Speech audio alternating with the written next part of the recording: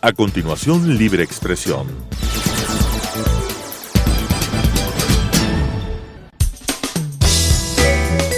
Clasificación B, bajo supervisión de un adulto.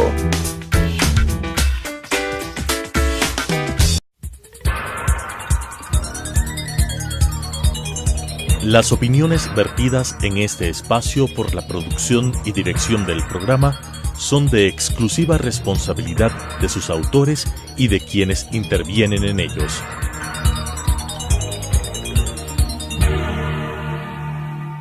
Telesucesos Canal 29 UHF presenta Libre Expresión.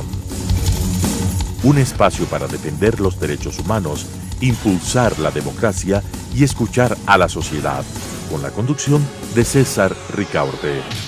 Libre Expresión. Hola amigos, bienvenidos a un nuevo programa de Libre Expresión. Con este programa vamos a iniciar la discusión acerca de las preguntas que se han planteado para la consulta popular del próximo 4 de febrero. Queremos dar la bienvenida a nuestros invitados. Está a mi costado Marta Roldós, directora del portal de investigación Mil Hojas, y al otro lado Víctor Rivadeneira, abogado, secretario jurídico de la Comisión Nacional Anticorrupción y miembro de la Asociación Americana de Juristas. Con ustedes, Marta, Víctor, queremos analizar la pregunta 1, la pregunta que se ha planteado como una pregunta que ayuda en la lucha contra la corrupción. Recordemos el texto es: ¿está usted de acuerdo con que se enmiende la Constitución de la República para que se sancione a toda persona condenada por actos de corrupción con su inhabilitación para participar en la vida política del país y con la pérdida de sus bienes según lo dispuesto en el anexo 1? Como pasa en todas las preguntas, los anexos son realmente donde la letra pequeña donde está la esencia de todo esto, pero son muy largos como para leerlos. Vamos a poner un link para que ustedes, amigos oyentes, puedan consultar estos anexos. De todas maneras, vamos a conversar con nuestros invitados acerca de algunos aspectos relevantes de esta pregunta y de sus anexos. Lo primero, Marta, conversábamos fuera del micrófono, tú veías en principio que esto daba continuidad a una disposición del Código Penal y que en principio sería adecuado, sería una herramienta en la lucha contra la corrupción. A ver, si ustedes mismos recuerdan, ya en el caso, por ejemplo, de Glass, por sus actuaciones previas y también en otros casos, el mismo Contralor ya ha hablado que quedan inhabilitados para cumplir funciones. Recuerda, cuando les hacen este tema de una glosa y esta glosa luego se comprueba, no pueden despejar la glosa, entonces se pierde el cargo y además se queda inhabilitado por un periodo. La novedad de esta disposición, además, sería básicamente que es imprescriptible, ¿no? Y aparte de la imprescriptibilidad que estamos hablando aquí, estaríamos hablando también el tema de la recuperación de los bienes, que también existen en las leyes, pero para ciertos otros casos. Aquí lo que estamos hablando es como de reforzar una disposición que estaba de otras maneras en otras disposiciones jurídicas, pero convertirla en un tema más fuerte, ya casi de carácter constitucional. En principio yo creo que es el tipo de cosas que nadie diría no. O sea, por supuesto que todos estamos de acuerdo y queremos que los corruptos paguen. Ahora, toda disposición de este tipo a la que votaríamos que sí, debe estar acompañado luego por un impecable debido proceso. Porque básicamente la garantía de que esto sea para mayor justicia y lucha contra la corrupción es que venga de la mano de un cambio de la justicia, donde estemos seguros que se está responsabilizando a quienes son los culpables y que ha habido debido proceso. Esto me parece fundamental. Vamos a discutirlo más a profundidad. Víctor, ¿cuál sería tu primera lectura de esta pregunta? Yo comparto lo que acaba de mencionar Marta. Efectivamente existe ya esta normativa. Incluso la pérdida de los bienes viene de un convenio de las Naciones Unidas contra la corrupción que fue ratificado por el gobierno ecuatoriano en el 2005. Es decir, está dentro del bloque de constitucionalidad que se le conoce ahora ya con la Constitución del 2008. Pero claro, lo importante es de que se tiene ya conciencia y se quiere constitucionalizar estos elementos, ¿no? Que son fundamentales, y sobre todo la pérdida de los bienes, estos bienes mal habidos. Eso es importante, yo lo observo. Y claro, también quería acotar que esta pregunta fue propuesta por la Comisión Nacional Anticorrupción. Ustedes recuerdan, Marta, César, que la Comisión en una marcha con los mandantes, con el Colectivo Nacional Unitario de Trabajadores, Indígenas, Organizaciones Sociales, se presentó 4 preguntas en este proceso en el que Lenin llamó a que los diferentes ciudadanos, que sean, claro, personas naturales o organizaciones, etcétera, presenten propuestas de preguntas. Entonces vemos que en este punto sí lo presentaron con estas características, que sea una pérdida de derechos políticos de por vida. Sí, hay dos elementos que se planteaba en la pregunta de la comisión. El primero es que existe una reparación integral. Porque estos hechos de corrupción, para ponerles un ejemplo clarísimo, por ejemplo, la Aromo, ¿sí? Refinería del Pacífico. El tema de corrupción es evidente, pero y la reparación de la naturaleza es un canchón completo que se acabó con la fauna, la flora que existía en esa región. Entonces, se hablaba incluso de una reparación integral, conversando con diferentes organizaciones sociales. Claro que es un elemento que hay que irlo dando condumio, darle contenido, eso es lo importante, pero estuvo dentro del planteamiento de la pregunta. Y la otra es la muerte civil, que es un elemento también controversial. Exactamente, eso justamente iba a mencionar. Tratarlo, ¿no? Hay muchos defensores incluso de derechos humanos que señalan que la muerte civil atentaría contra esos derechos, que, o sea, lo adecuado es que la persona pierda sus derechos políticos mientras cumple la pena, ¿no es cierto? Si es condenado a 10, 16, lo que sea ese periodo, pero quitarle de por vida los derechos políticos es atentatorio de alguna forma. Mira, hay una cosa que a la gente, y yo creo que a los sectores sociales les ha molestado mucho. Cuando tú miras, por ejemplo, la sentencia de Jorge Glass por el tema de Odebrecht, ¿no? Apenas 6 años. Cuando tú miras cuánto se le pide que devuelva, unos pocos millones. Claro. Cuando tú ves que el perjuicio que se cometió con el Estado, y cuando hablo del Estado es de cada uno de los ecuatorianos y las ecuatorianas, estamos hablando de un perjuicio que, según la propia Comisión Nacional Anticorrupción, está por los 35.000 millones de dólares. En general, no solamente el caso sumado, Odebrecht, ¿no? claro. Pero cuando tú ves que además Odebrecht nos generó unos sobrecostos altísimos, tú no puedes pedir que la reparación sea solamente por los 3 millones que se metió el funcionario en el bolsillo, porque por esos 3 millones que se metió el funcionario en el bolsillo, permitió un perjuicio al Estado de 30, por así decirlo. Entonces, ese funcionario no debería responder solo por los 3, tiene que responder por los 30, no solo por la coima que recibió, sino por el sobrecosto. Y entonces ahí estamos hablando, puede ser que pueda pagarlo o no, pero si tú no haces eso, ¿cómo sabemos que estas personas no ocultaron dinero, no lo tienen en otros bienes que pusieron a nombre de otras personas, pagan la pena muertos de la risa y luego con esos recursos que ellos mismos nos robaron, tienen la capacidad de montar movimientos políticos y campañas millonarias que nadie más está en posibilidad de competir con ellos, con la plata robada. Entonces yo creo que una de las cosas que a la gente les preocupa, yo entiendo la preocupación, es una pena muy fuerte, es este tema, ¿no? O sea, veíamos el tema de la secretaria de un abogado metido en estos temas también de el lavado de activos, la secretaria ya no sé ni cuántos años está pagando, pero es una sentencia muchísimo más larga que la de Glass. Claro. Entonces, cuando la gente compara estas cosas, dice, o sea, cuando vimos lo que pasó, por ejemplo, con el señor de el Comecheques, la gente dice, ¿qué va a pasar? O sea, le estoy dando a esta persona una pena que realmente es muy poca, no estoy recuperando realmente todo el dinero que perjudicó al Estado, y luego esta gente regresa, y regresa con empresas políticas financiadas con el dinero robado.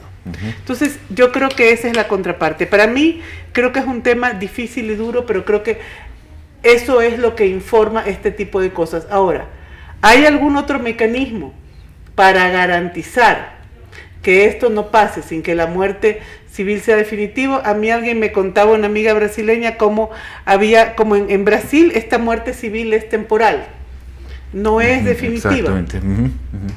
Y yo hablaba con una periodista brasileña de la Folha de Sao Paulo, y luego me decía, mira, sí, esta gente que tuvo muerte civil temporal, luego regresó y ahora está de nuevo en el Senado.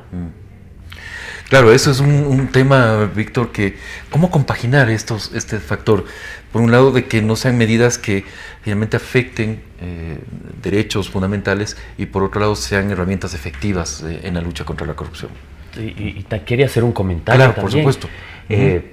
No sé si ustedes han escuchado, pero incluso personas, amigos míos, en son de broma, decía, me robo 5 millones al Estado, pago 3 años de cárcel y vivo luego feliz de la vida y garantizo la vida a mí y de mi familia. O sea, en son de broma, burlándose de este tipo de condenas o de penas que son absolutamente irrisorias, ¿no?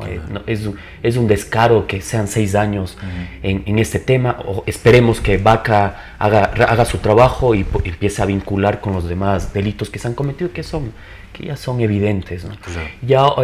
Ahora tu pregunta, César, yo veo importante, sobre todo se zanja este tipo de discusiones debatiendo, ¿no? Que exista realmente una participación amplia de diferentes sectores para discutir este asunto. Yo creo que esa es una de las mejores maneras para tratar de ver cuál sería la medida adecuada. Es difícil llegar a consensos, pero sí que hay un apoyo mayoritario.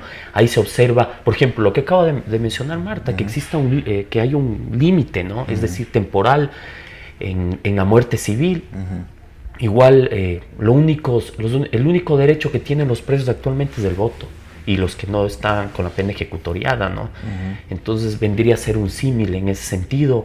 Habría que analizarlo a fondo. Existen juristas importantes que manejan el tema de derechos humanos que no están de acuerdo con este tema y es razonado su argumento, ¿no? Que es importante hablarlo. Y existió este ejercicio con la comisión, pero se le planteó tratando de poner un escenario, si se puede utilizar el término, poquito radical, para que el presidente en ese momento tome una pregunta que era un clamor de todos los ecuatorianos. Tanto es así que ahora estamos discutiendo y lo vamos a decidir el 4 de febrero.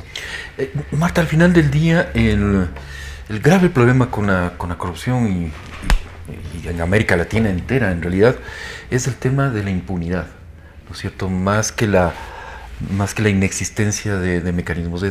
Finalmente no se llega a hacer justicia, o se hace justicia de una forma, como tú bien lo describías, de una forma absolutamente leve, en algunos casos, y en otros sí se aplica todo el peso de la ley. ¿No crees que en realidad este mecanismo empujaría mayores niveles de impunidad en la medida en que los jueces van a estar menos dispuestos, ¿no es cierto?, a condenar a figuras políticas relevantes, o etcétera, etcétera? Justamente porque significaría eliminarlos políticamente de por vida, ¿no? Mira, yo creo que esto depende. O sea, para mí es una pregunta es una pregunta que depende de todo el resto contexto de la consulta. Para mí lo más importante en este momento es recuperar un sistema de justicia que no existe en el Ecuador. Correcto. O sea, si no recuperamos una justicia independiente, este mismo mecanismo puede ser que lo utilicen para perseguir al alcalde opositor. Eso te iba a que se decir, robó un exactamente, chicle. sí. O sea, ese también es el riesgo. Un alcalde opositor le encuentran una glosa por 10 chicles que no pagó y puede ponérsele la muerte civil, mientras que, este tipo de cosas la vimos en el correísmo. Exacto. En el correísmo vimos que, por ejemplo, Correa utilizaba la palabra corrupta contra la prensa. Nosotros hemos visto vaciarse de contenido todas las palabras. Hemos visto utilizarse de manera perversa todos los conceptos. Claro. A mí lo que me hace ruido de esto dice, si alguien es condenado por corrupción, cuál de los tipos penales, o sea, aquí hay una serie de operativizaciones que una vez que si se aprueba esta pregunta va a tener que considerarse. Si te condenan por peculado, se considera que es corrupto. Si te condenan por cohecho, se considera que es corrupto. ¿Cuál de las condenas penales que le pongan a una persona se considera que ha sido condenada por corrupción? Porque el tipo penal corrupción no existe exactamente así. Entonces, bueno, uno dice por lógica... Recordemos que en el mismo caso Glass es por asociación ilícita, ¿no? Claro, uno dice por lógica, tales y tales y tales delitos serían los de que implican corrupción, pero no necesariamente. De pronto viene ahí el legislador vivaracho y dice, corrupción solo es cuando se comprueba peculado, y lo juzgan por cualquier otra cosa más que no sea peculado. O luego puede ser, ¿qué pasa con los montos? Tiene el mismo peso y debe quedar fuera de la muerte, tener la misma muerte civil. Un concejal que cometió un evento de incorrección, por ejemplo, en los fondos de una fiesta del cantón, que el presidente que saqueó todos los recursos del país, entregó el petróleo a los chinos y que falsificó las cifras de la deuda externa. Tienen que tener la misma muerte civil por la misma... O sea, ahí hay un tema de que siempre en derecho se habla de la proporcionalidad. O sea, yo creo que gente que hace lo que han hecho estos mandatarios que acaban de salir, que es hipotecar el país, para mí deberían tener una muerte civil realmente perpetua. ¿Merece la misma condena el señor encargado de las fiestas patronales del Cantón X, que fue incorrecto en el manejo de los fondos y que puede ser también condenado por corrupción? Claro, hay que valorar ahí el daño causado, ¿no? Claro. Eso sería... ¿Cómo se va a operativizar esta respuesta? Es otra cosa, porque esta es la respuesta. ¿Cómo se va a operativizar? Se va a generar una legislación que hable de proporción, va a considerarse que este es un caso de pena máxima para los casos máximos que se lo merecen, como el tema de la contratación petrolera, deuda externa, intermediación petrolera nuevamente, o otra cosa más. Se considera corrupción el tema de el haber estado, por ejemplo, encubriendo la pederastia, y eso no se considera corrupción. El que encubrió a 900 pederastas desde su cargo en el ministerio no debería también tener una muerte civil. Entonces, las cosas que entran y las cosas que salen, siempre quedan lugar a estas preguntas. Víctor, ¿cuál sería tu reflexión al respecto? ¿Va a ayudar esta pregunta en mejorar los altos niveles de impunidad, en bajar más bien los altos niveles de impunidad que son finalmente los que impulsan la corrupción? Yo lo que veo es, con esta pregunta, lo que se trata es generar mayor conciencia en la ciudadanía, porque estamos discutiendo este asunto, y eso es importante. Y sumado a lo que mencionaba Marta, ¿no?, de esta independencia judicial, que es uno de los mejores elementos para poder luchar contra la corrupción, es tener jueces prorros, que respondan en verdad a derecho, que no cedan a presiones de cualquier poder, sea económico, de político, de comunicación, etcétera. Entonces, un tipo de esos jueces necesitamos en el país. Y también yo lo que quería mencionar es que una de las luchas que se ven incluso en esta consulta es tratar de romper este autoritarismo, este control de todos los poderes del Estado. Entonces, por eso vemos una consulta, también una pregunta referente a este Consejo de Participación Ciudadana, que realmente ha sido puesto el dedo por la gran mayoría de ecuatorianos, porque no ha cumplido con su trabajo. Yo quería también mencionar, saltándome un poquito este tema, que hay un elemento importante que me llama la atención en esta pregunta. Uno, en el anexo, como tú decías, César, en la letra pequeña, que se está sumando también a las personas jurídicas. Entonces, si es que existe una sentencia condenatoria ejecutoriada a una persona jurídica, también se la liquida, se la cierra y va a tener una multa, una sanción.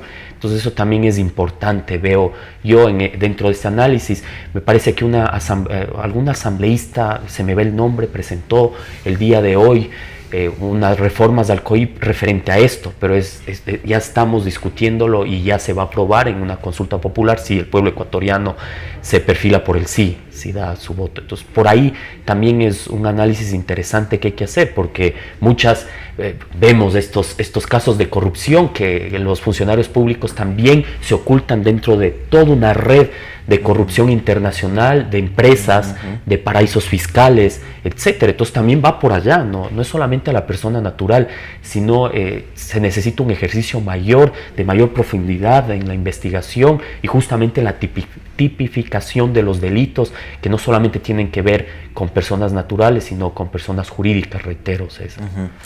Marta, ¿cómo involucrar a los ciudadanos finalmente en lo que plantea esta pregunta de modo general, que es la lucha contra la corrupción?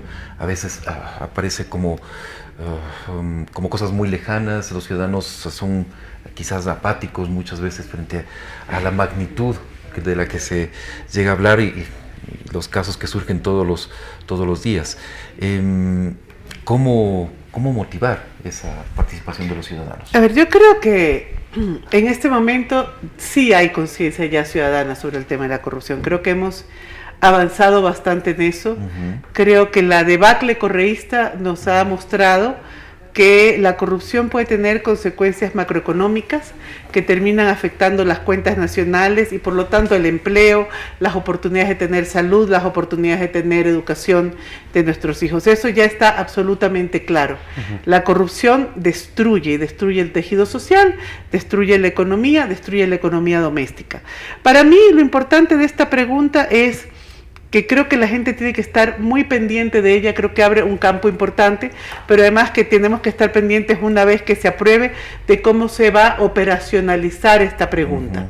No se trata solamente de dejar las cosas en el aire, sino decir, a ver, ok, esto se votó, ¿qué significa esto ya? ¿Cómo se va a concretar? Y la otra cosa nuevamente para mí, toda esta consulta de alguna manera, fuera de la pregunta 2, que obviamente es un sí inequívoco para evitar la reelección, las otras preguntas en alguna medida dependen de la tercera.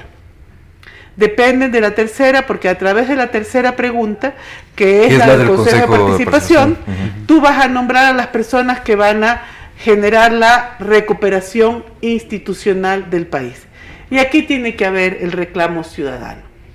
Y aquí tiene que haber, ahorita yo creo que desde ahora, desde antes de la votación, hay que hacerle una exigencia clarísima a Lenín Moreno, que la gente no le va a dar un cheque en blanco, que no tiene un voto de confianza, tiene un voto de esperanza, pero tiene un voto de esperanza con la que tiene que cumplir. No puede ponernos ternas donde esté lo peor de la década pasada. No puede haber refritos del correísmo y de los sindicatos armados a la sombra del correísmo en esas ternas que luego van a reforzar la justicia. No puede haber gente de la red de maestros, no puede haber gente de la CUT, no puede haber nadie de los que estuvo involucrados en armar un sistema de concentración del poder, de abuso de derechos humanos y de permisividad a la corrupción. Tiene que generarnos unas ternas del más alto nivel de gente con trayectoria, conocida, no desconocidos, gente con compromiso cívico comprobado con este país, que esté dispuesta a emprender una de las tareas más delicadas que hay en este momento, que es la recuperación institucional. Sin una recuperación institucional, nada del resto que hagamos va a tener sentido y puede ser trastocado. Víctor.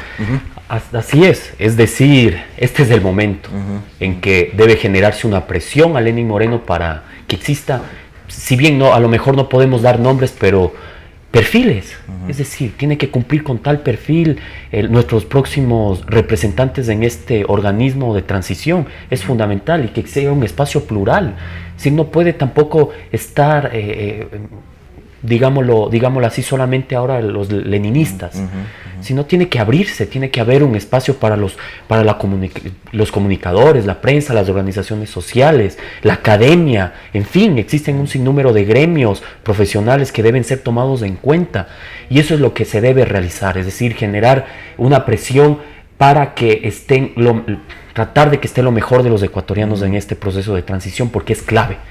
Si fracasamos en este momento, vendrán otros 10 años más, por ser exagerado, en el que tendremos el mismo aparataje que permite la impunidad, que permite la corrupción, y no daremos un paso adelante como país.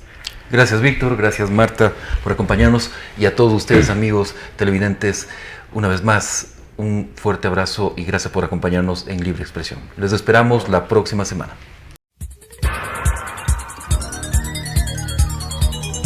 Las opiniones vertidas en este espacio por la producción y dirección del programa son de exclusiva responsabilidad de sus autores y de quienes intervienen en ellos.